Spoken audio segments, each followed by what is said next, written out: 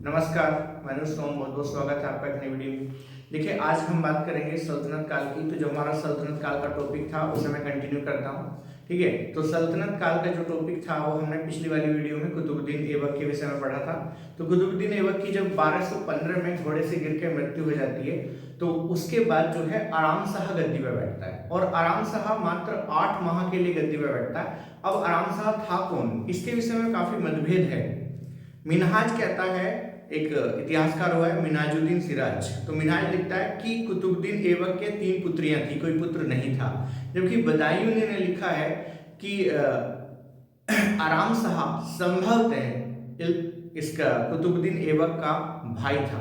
अब संबंध इनमें क्या था ये स्पष्ट रूप से नहीं कहा जा सकता, लेकिन ये है कि ये कंफर्म है कि कुतुबुद्दीन ऐबक की मृत्यु के बाद जो है गद्दी पे कौन बैठता है, आराम शाह। अब आराम शाह को क्या होता है, ज्यादा कोई अच्छा शासक ये साबित नहीं हो पाया, तो यहां से क्या होता है, यहाँ पे दिल्ली के लोग जो हैं इल्तुतमिश को बुलाते हैं। अब ये इल्तुतमिश कौन है, ये इल्तुतमिश कुतुबुद्दीन ऐबक का दामाद भी है और उसका गुलाम भी है। तो इल्तुतमिश को जो है बदायूं से बुलाया जाता है, और बदायूं से इल्तुतमिश आकर युद्ध में आराम शाह को पराजित करता है और इसके बाद दिल्ली की गद्दी पर बैठता है। तो आराम शाह जो है ज्यादा लंबे समय तक शासन नहीं कर पाया। अब देखिए हुआ क्या, अक सुनकर और फरुख शाह, ये आराम शाह के 2 सेनापति हैं, और ये दोनों सेनापति युद्ध में मारे गए हैं। तो ये इंपॉर्टेंट पॉइंट है, थोड़ा अपडेटेड डाटा है तो आप ये याद रखते हैं। ये जो है युद्ध में मारे गए और इसके बाद इल्तुतमिश गद्दी पे बैठा। अब इल्तुतमिश का जो टाइम पीरियड है वो 1211 से 1236 है, और इसके द्वारा जो वंश स्थापित किया गया ये वंश कहलाता है इल्बरी तुर्क। ठीक है, अब इल्तुतमिश के विषय में पढ़ते हैं थोड़ा सा, मैं एक कहानी के माध्यम से आपको बताता हूँ। इल्तुतमिश कहा जाता है कि बचपन में ये काफी सुंदर व्यक्ति था, मतलब बड़ा होकर भी सुंदर ही था वैसे तो काफी सुंदर था। तो हुआ क्या कि इसके भाइयों ने ज्वेलसी से, मतलब इससे जो है जलने के बाद ये इसकी ज्वेलसी से इसे क्या करता है, वे इसे बेच देते हैं। और इल्तुतमिश 2 बार बेचा गया था। इल्तुतमिश को शुरुआत में मोहम्मद गोरी खरीदने का प्रयास करता है, लेकिन इल्तुतमिश का जो स्वामी है वो उसकी रकम जो है इतनी बढ़ा के बताता है कि गोरी जो है इसे खरीद नहीं पाता, और चूंकि गोरी नहीं खरीद पाता तो गोरी गजनी में इल्तुतमिश की बिक्री को रोक देता है। लेकिन इसके बाद क्या होता है, गोरी का जो गुलाम है ऐबक को जो है फिर क्या होता है पता चलता है इल्तुतमिश के विषय में। तो ऐबक अपने स्वामी यानी कि मोहम्मद गोरी से इल्तुतमिश को खरीदने के लिए कहता है, क्योंकि अभी मैंने आपको बताया है कि गजनी में इसकी बिक्री पर रोक लगा दी थी। तो इल्तुतमिश को जो है फिर दिल्ली लाके खरीदा गया, और इसे खरीदा कुतुबुद्दीन ऐबक ने। तो कुतुबुद्दीन ऐबक का दास था। तो यहां से क्वेश्चन आता है कि दासों का दास किसे कहा जाता है, तो दासों का दास जो है किसे कहा जाता है, इल्तुतमिश को कहा जाता है। अब इल्तुतमिश जो शब्द है, इस शब्द का अर्थ क्या है, देखिए इल्तुतमिश शब्द का अर्थ है राज्य का रक्षक। ठीक है, इल्तुतमिश के विषय में यह भी कहा गया था कि इल्तुतमिश का जब जन्म हुआ तो जिस समय इसका जन्म हुआ उस समय चंद्र ग्रहण हुआ था, तो ये भी आप याद रखेंगे। अब हुआ क्या कि युद्ध में जो है आराम शाह पर आकर गद्दी पे बैठा, और यहां से एक और क्वेश्चन आया, दिल्ली की गद्दी का वास्तविक संस्थापक किसे माना जाता है, तो दिल्ली की गद्दी का वास्तविक संस्थापक इल्तुतमिश को ही माना जाता है। एक इतिहासकार हैं आर.पी. त्रिपाठी, उन्होंने यही कहा है। ठीक है, अब इसे क्यों माना जाता है, कारण यह है कि ऐबक लाहौर से शासन करता है और दिल्ली को राजधानी बनाने का श्रेय जो है ये इल्तुतमिश को जाता है। लेकिन क्या होता है कि जब इल्तुतमिश दिल्ली की गद्दी पर बैठता है तो उसके सामने कुछ प्रारंभिक समस्या भी आती है। अब समस्या क्या थी, देखिए समस्या ये थी कि गोरी के जो है पर्टिकुलर, वैसे तो बहुत सारे दास थे लेकिन 3 दास थे, जैसे कि मैंने आपको पिछली वीडियो में बताया है। तो इन 3 दास में पहला दास कुतुबुद्दीन ऐबक है, दूसरा दास है ताजुद्दीन याल्दोज, और तीसरा दास है नसरुद्दीन कुबाचा। अब होता क्या है कि ऐबक क्या करता है, एक से अपनी बहन का विवाह और एक की बहन का जो विवाह है वो खुद से करता है, और इसके बाद जो है इन दोनों से संबंध उसके सुधर जाते हैं। लेकिन जैसे ही कुतुबुद्दीन ऐबक की मृत्यु होती है ये दोनों फिर से दिल्ली का जो साम्राज्य है उसे हड़पने का प्रयास करते हैं। लेकिन इल्तुतमिश एक योग्य व्यक्ति है और वो क्या करता है, वो इन दोनों का खात्मा करता है। कैसे करता है देखिए, इल्तुतमिश ने ताजुद्दीन यालदोज को तराइन के युद्ध में पराजित किया था। अब ये तराइन जो है ये तीसरा है, ये तराइन का तीसरा युद्ध हुआ और ये युद्ध हुआ जनवरी 1216 में। इसकी डेट क्या है तो कंफर्म है नहीं, लेकिन बहुत से बंदे ये नहीं जानते कि तराइन का तीसरा युद्ध भी हुआ था। जी हाँ, तराइन फर्स्ट, तराइन सेकंड और तराइन थर्ड भी था। तो तराइन फर्स्ट और तराइन सेकंड जो है मोहम्मद गोरी और पृथ्वीराज चौहान के बीच में हुआ, जैसे कि सभी जानते हैं, पिछली वीडियो में आपको बताया भी है। लेकिन तराइन जो तीसरा युद्ध है, तराइन का तीसरा युद्ध जो है इल्तुतमिश और ताजुद्दीन यालदोज के बीच में हुआ। इस युद्ध में इल्तुतमिश जो है यालदोज को पराजित करता है और इसकी हत्या करता है और बाद में इसे बदायूं में दफनाया जाता है। तो ये भी याद रखना, खुद मैं आपसे एक चीज शेयर कर दूं, इल्तुतमिश बदायूं का सूबेदार भी था, तो ये भी आप याद रखेंगे। और ताजुद्दीन यालदोज की हत्या की गई और इसके बाद बदायूं में ही इसे दफनाया गया। दूसरा जो गोरी का दास था ये था कुबाचा। तो कुबाचा को 1217 में पहली बार पराजित किया जाता है, लेकिन इसके बाद भी ये दोबारा से समस्या पैदा करता है। तो अंतिम रूप से 1227 और 28 में कुबाचा को जो है इल्तुतमिश पराजित करता है और इससे मुल्तान और सिंध का क्षेत्र भी जीतता है। और बाद में क्या होता है, नसरुद्दीन कुबाचा जो है सिंधु नदी में इसकी डूब के जो है मृत्यु हो जाती है। तो ये पॉइंट इंपोर्टेंट है। अब देखिए जनरली क्या है, इल्तुतमिश के द्वारा जो कार्य किए गए हैं ये काफी प्रसिद्ध हुए। तो कौन कौन से कार्य किए इसने? इल्तुतमिश के द्वारा जो एक कार्य किया जनरली सभी जानते हैं, तुर्कान ए चहलगानी का इसने गठन किया था। तुर्कान ए चहलगानी। तो तुर्कान ए चहलगानी क्या है, इसे जनरली कहा जाता है चालीसा। अब ये चालीसा बनाया क्यों था? बनाया इस वजह से था, देखिए होता क्या है कि मोहम्मद गोरी, एक तो मोहम्मद गोरी के दास थे, तो मोहम्मद गोरी के दासों को कहा जाता है मुइजी, और दूसरे दास जो थे ये कुतुबुद्दीन ऐबक के भी थे। तो कुतुबुद्दीन ऐबक के दासों को कहा जाता है कुतुबी। तो मुइजी और कुतुबी, ये मैं आपको लिखता हूं, ये गोरी के दास हैं और ये जो दास हैं ये हैं ऐबक के। ये दास क्या करते हैं, ये समस्या पैदा करते हैं इल्तुतमिश के सामने। तो इनकी समस्या से निजात पाने के लिए वो एक अलग तुर्की लोगों का एक संगठन बनाता है जिसे चालीसा कहा गया है।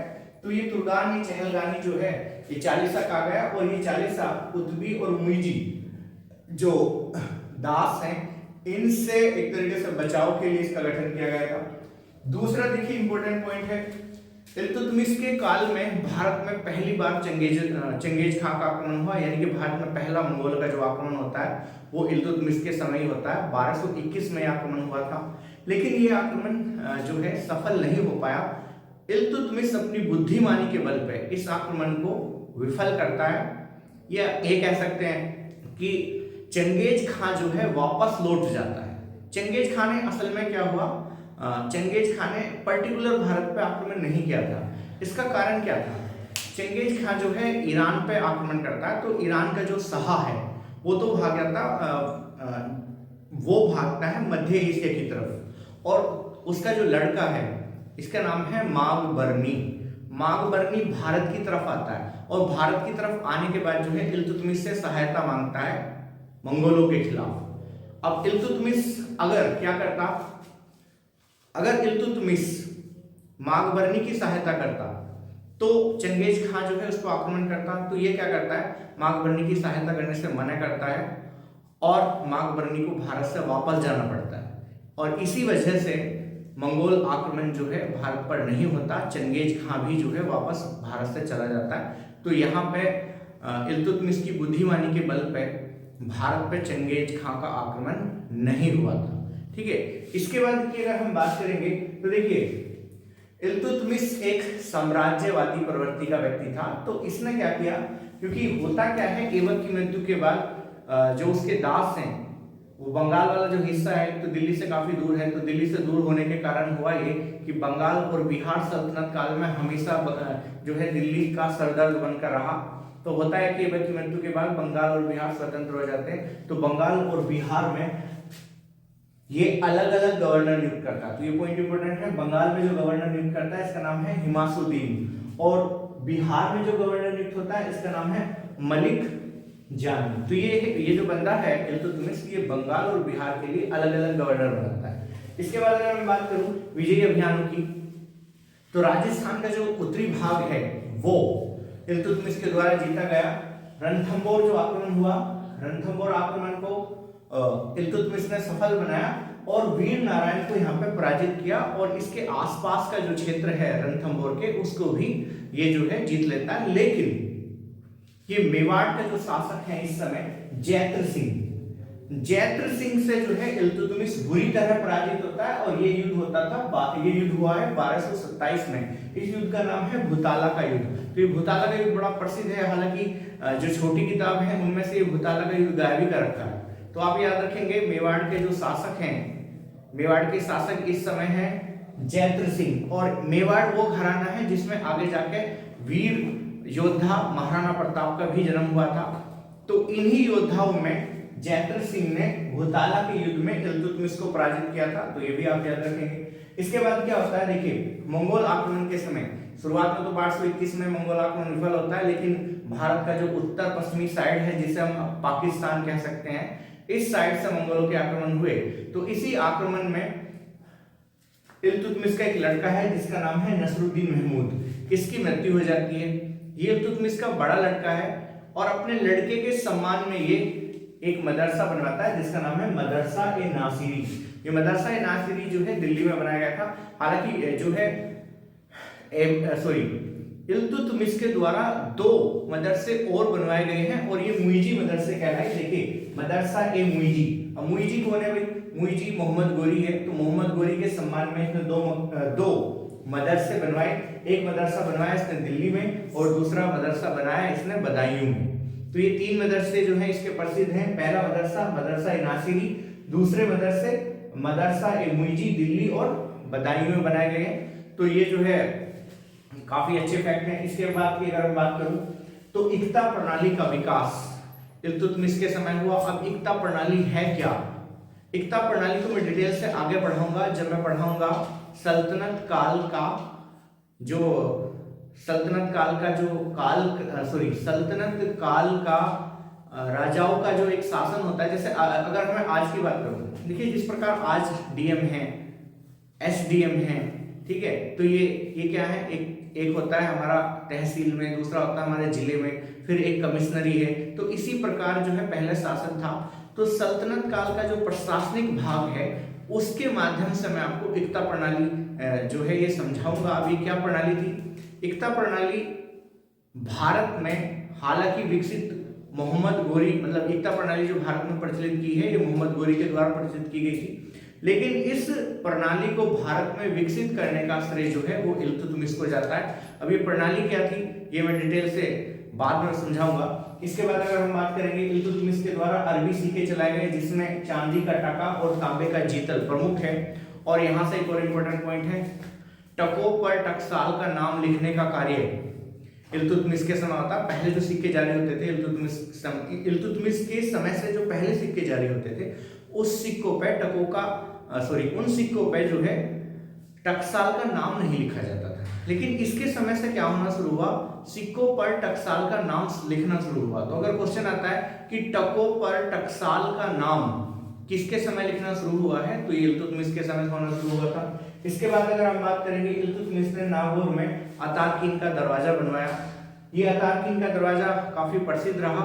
इसी दरवाजे से प्रेरणा लेके बुलंद दरवाजे का निर्माण जो है ये अकबर के द्वारा कराया गया था। ठीक है, तो ये मैंने आपको बता दिया। इसके बाद क्या होता है, देखिए इल्तुतमिश का एक प्रसिद्ध वजीर रहा जिसका नाम है मोहम्मद जुनैदी।